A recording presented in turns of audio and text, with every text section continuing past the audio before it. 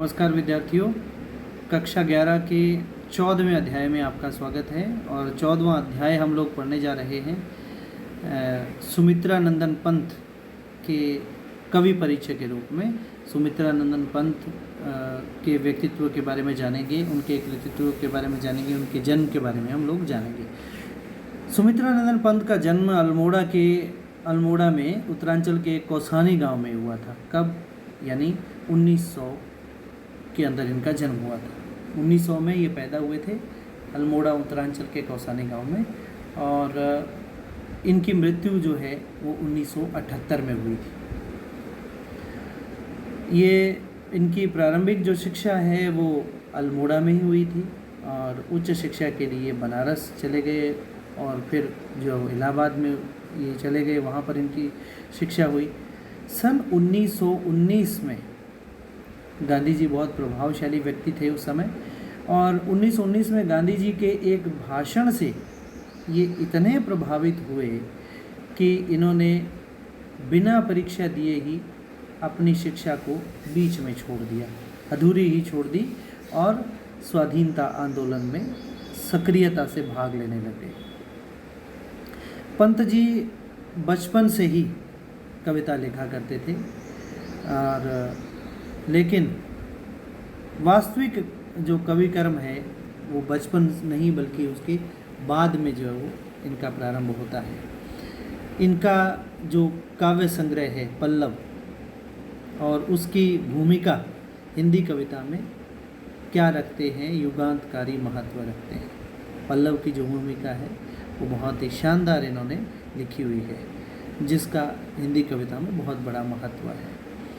इन्होंने 1938 में रूपाभ पत्रिका निकाली थी, और ये आमूमन परीक्षाओं में प्रश्न पूछे जाते हैं। जो प्रतियोगी परीक्षाएं हैं उनमें ये आमूमन प्रश्न पूछे जाते हैं कि इनकी जो प्रसिद्ध पत्रिका का नाम क्या है। रूपाभ इनकी पत्रिका है, जो कि प्रगतिशील साहित्य चेतना के विकास में इस पत्रिका का बहुत महत्वपूर्ण योगदान रहा है। पंत जी प्रकृति और सौंदर्य के बड़े प्रेमी रहे हैं। प्रकृति के सुकुमार कवि भी, सुमित्रा नंदन पंत को सुकुमार कवि कहा जाता है। इसके अलावा छायावादी कवियों की यदि बात करें तो छायावादी कवियों में सबसे भावुक कवियों में इनका नाम गिना जाता है, और इनकी जो कल्पनाशीलता है उसकी हमेशा साहित्य में चर्चा होती रही है। जिस तरह से प्रसाद जो हैं छायावाद के ब्रह्मा हैं, और पंत जो है वो छायावाद के विष्णु हैं। निराला महेश हैं और शक्ति महादेव वर्मा कही जाती हैं। तो ये प्रकृति के प्रति इनका बहुत लगाव रहा है, इसीलिए इनको प्रकृति का सुकुमार कवि कहा जाता है। प्रकृति का बड़ा सूक्ष्म चित्रण इन्होंने अपने काव्यों में किया है। यानी इनकी जो कविताएं हैं उनमें जो प्रकृति के अंदर प्रत्येक पल में जो परिवर्तन होते रहते हैं, जो प्रकृति जो है वो परिवर्तित होती रहती है, उस प्रकृति के गत्यात्मक और मूर्त और सजीव चित्र जो हैं वो अपनी इनकी कविताओं में मिल जाएंगे। ऐसा नहीं है कि ये केवल प्राकृतिक सौंदर्य के ही कवि रहे हैं, मानव सौंदर्य के भी ये बड़े कुशल चितेरे रहे हैं। कल्पनाशीलता के साथ साथ इनके काव्य की विशेषताओं की यदि अपने बात करते हैं तो रहस्यानुभूति भी रही है, सहानुभूति भी रही है, मानवतावादी जो दृष्टिकोण है वो भी इनके काव्य के अंदर रहा है।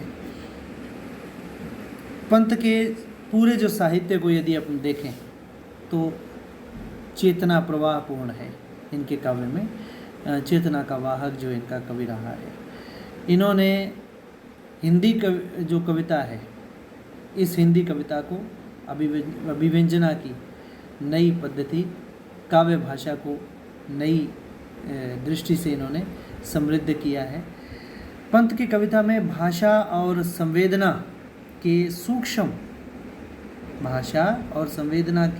सूक्ष्म बड़े गहराई से और अंतरंगता के साथ, संबंधों के साथ इन्होंने पहचान किया है, जिससे हिंदी काव्य भाषा में नए सौंदर्य का बोध और उसका विकास जो ये कर पाए हैं। इन्होंने खड़ी बोली हिंदी की काव्य भाषा की व्यंजना शक्ति का विकास किया और उसे भावों और विचारों की अभिव्यक्ति के लिए अधिक मजबूत बनाया, अधिक सक्षम बनाया, और इसीलिए इनको शब्द शिल्पी कवि भी कहा जाता है। शब्दों के निर्माता, शब्दों का शिल्पकार करने वाले शब्द शिल्पी कवि के रूप में भी पंत जी प्रसिद्ध रहे हैं। यानी ये विष्णु भी हैं छायावाद के, शब्द शिल्पी भी हैं, और इसके अलावा प्रकृति के सुकुमार कवि भी इनको कहा जाता है।